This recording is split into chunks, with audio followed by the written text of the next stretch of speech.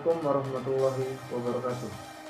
Perkenalkan, nama saya Juliadi dari Hukum Pidana Islam 3 NIM 2020-1030-97. Baiklah, di sini saya akan menjelaskan tentang tinjauan hukum pidana Islam terhadap kesaksian palsu di bawah sumpah.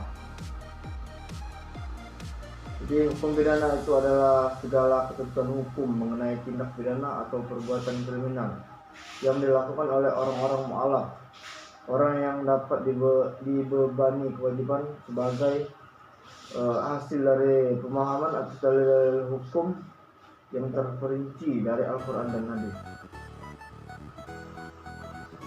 Adapun yang melatar belakangi tinjauan hukum ini adalah pasal 1 ayat 3 Undang-Undang Dasar Negara Republik Indonesia tahun 1945.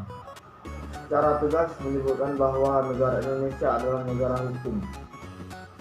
Hukum yang merupakan wadah sekaligus merupakan isi dari peristiwa persiapan kemerdekaan bangsa Indonesia atau kekuasaan kedaulatannya itu menjadi dasar bagi kehidupan kenegaraan bangsa dan negara Indonesia.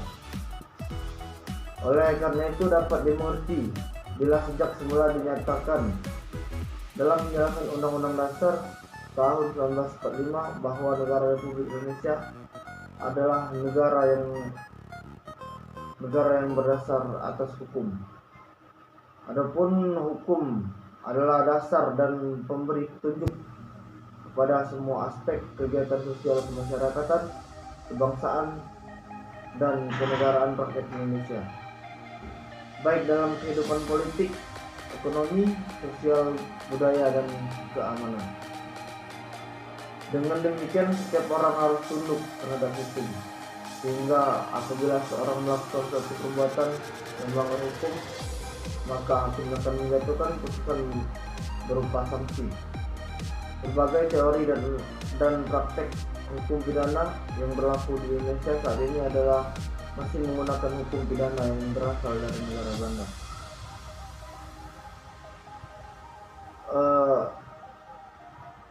Adapun hukum dari segi fungsinya menurut Rudolf van Lering ada dua jenis hukum, yaitu ada dua jenis fungsi hukum, yaitu yang pertama hukum berfungsi dalam masyarakat sebagai pengendali sosial, yang kedua berfungsi untuk melayani kepentingan masyarakat dalam menyelesaikan konflik. Hukum juga mempunyai fungsi menertibkan dan mengatur pergaulan dalam masyarakat serta menyelesaikan masalah-masalah yang timbul. Hal ini sesuai dengan penjelasan sistem hukum yang dicantumkan di dalam pasal 10, menyatakan bahwa sanksi yang dapat dikenakan kepada seorang pelaku tindak pidana yang terjadi yaitu hukum pokok. Adapun hukum pokok terdiri dari hukum mati, hukum penjara, hukum kurungan, hukum denda, dan hukum tambahan. Dan hukum tambahan ini menjadi dua, terdiri dari pencabutan beberapa hak tertentu, perampasan barang-barang tertentu. Hukum dilihat dari kepentingan yang diaturnya dibagi menjadi dua macam, yaitu hukum publik dan hukum privat.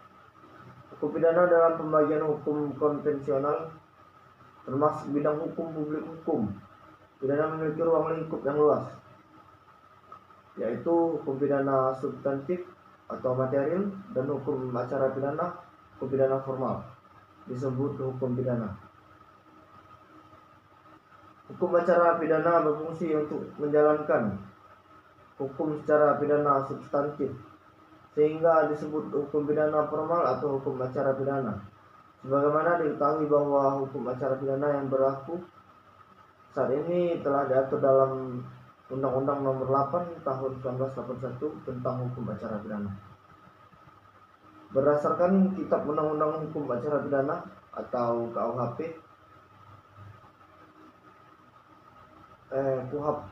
secara garis besar tahapan pemeriksaan perkara terbagi menjadi tiga proses, yaitu tahap penyidikan, penuntutan, dan pemeriksaan. Di pengadilan yang dikenal dengan sistem peradilan pidana, walaupun dilakukan oleh masing-masing penegak hukum sesuai dengan kewenangannya di setiap tahap, namun tetap merupakan ketentuan yang utuh. Kegiatan penyidikan ini mencakup untuk mencari serta mengumpulkan bukti, dan dengan bukti ini dapat membuat terang tentang tindak pidana yang terjadi dan guna menemukan tersangkanya. Dalam hal ini saya akan menguraikan tentang pengertian tindak pidana, pengertian sanksi pidana, unsur tindak pidana, pengertian saksi, tindak pidana saksi memberikan keterangan palsu, dan kewenangan hakim. Kemudian yang pertama, pengertian tindak pidana. Adapun pengertian tindak pidana itu adalah istilah tindak pidana atau perbuatan pidana adalah suatu perbuatan yang dilarang oleh suatu aturan hukum, larangan mana disertai ancaman sanksi yang berupa pidana tertentu. Barang siapa melanggar larangan tersebut akan dikenai sanksi. Dan yang kedua adalah pengertian sanksi pidana.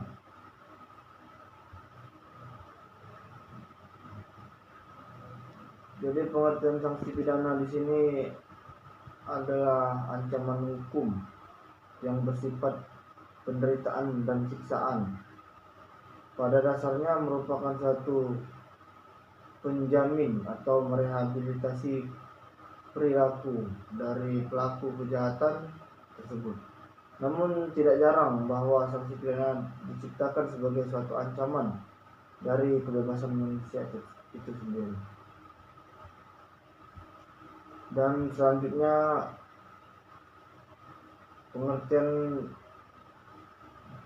pengertian saksi. Ataupun pengertian saksi unsur-unsur tindak pidana, yaitu unsur-unsur atau elemen-elemen perbuatan pidana.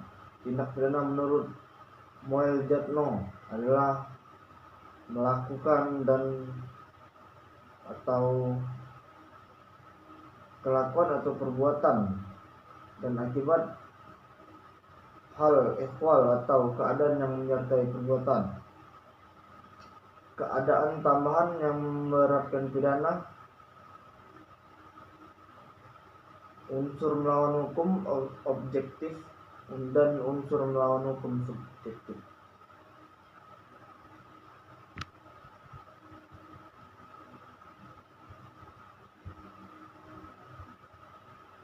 Dan selanjutnya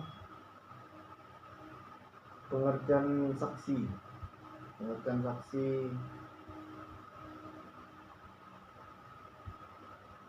Adapun pengertian saksi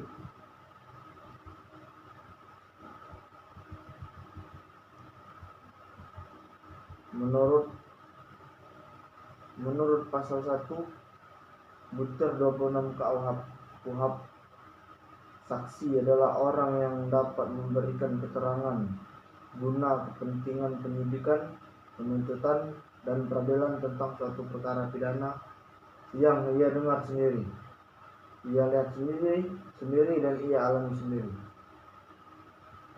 Adapun yang menjadi rumusan masalah dalam penelitian ini adalah yang pertama, dasar hukum pertimbangan hakim dalam memutuskan perkara tindak pidana kesaksian palsu di bawah sumpah, dan bagaimana tujuan hukum pidana Islam terhadap pelaku tindak pidana kesaksian palsu di bawah sumpah tersebut. Dan tujuan penelitian yaitu untuk mengetahui dasar hukum pertimbangan hakim terhadap pelaku tindak pidana kesaksian palsu di bawah sumpah di dalam persidangan. Dan untuk mengetahui tujuan hukum pidana Islam terhadap kesaksian palsu di bawah sumpah berdasarkan putusan hakim, mungkin itu saja yang dapat saya jelaskan dari judul saya tentang tinjauan hukum pidana terhadap kesaksian palsu di bawah sumpah. Dan apabila banyak kekurangan saya mohon maaf, dan kepada Allah saya mohon ampun. Saya akhiri, wallahul muwaffiq ila aqwamit thoriq. Wassalamualaikum warahmatullahi wabarakatuh.